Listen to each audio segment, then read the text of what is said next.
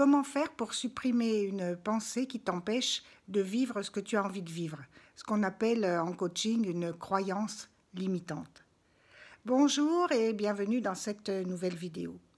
Alors j'ai une cliente il y a quelques jours qui est arrivée avec une croyance, mais une grosse croyance limitante, et elle était super étonnée de voir à quel point c'était simple de la dégommer, cette croyance.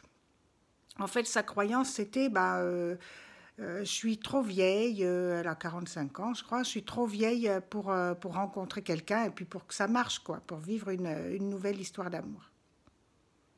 Et je l'ai félicitée parce que déjà, on a réussi à sortir cette croyance et elle s'est rendue compte, elle a dit quand même, c'est énorme ce truc. Oui, c'est vraiment énorme. Et est-ce que tu crois que c'est ça qui m'empêche de rencontrer quelqu'un avec qui ça va bien se passer? Bah oui, je pense que c'est ça, oui. C'est cette croyance-là, plus toutes les croyances inconscientes qu'elle avait derrière et qu'on travaille à identifier pour pouvoir les supprimer. Et donc, en fait, la solution, une fois que tu as identifié ta croyance limitante, ta pensée, qui t'empêche de vivre ce que tu as envie de vivre, tu la remplaces consciemment par la pensée inverse.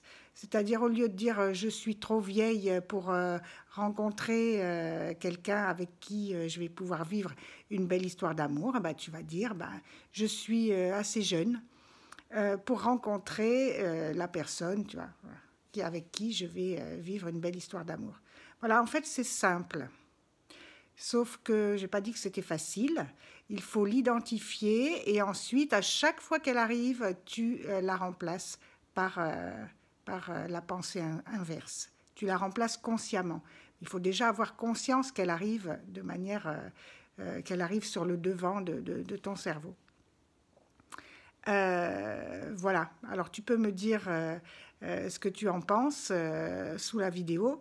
Et si toi aussi tu as une croyance qui t'empêche de vivre, par exemple, je ne sais pas moi, il n'y a pas assez de travail dans mon coin et donc je ne vais pas pouvoir trouver de travail, ou alors je suis obligée de cohabiter avec mon ex-compagnon parce que il n'y a pas de logement dans la région ou des choses comme ça. Et en fait, ce que tu penses, ça conditionne ce que tu vis, ça conditionne ce que tu fais.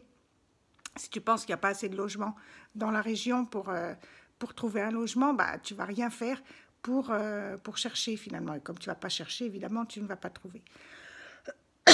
Pardon. Et ça peut paraître simple, et ça peut paraître même simpliste, mais si tu essayes, tu vas voir que ça marche. À bientôt.